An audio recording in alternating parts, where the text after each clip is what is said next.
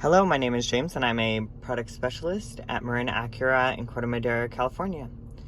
Today I'm sitting in a 2017 Land Rover Range Rover and I'm going to show you how to reset all the settings in this vehicle. So sort of like a factory reset.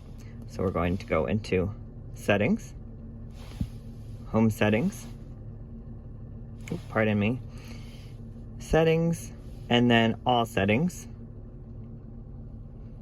Then we are going to go into General, reset all settings right here.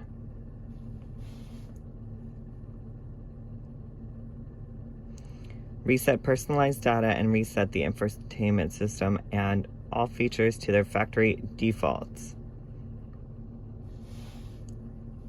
We'll press reset and continue.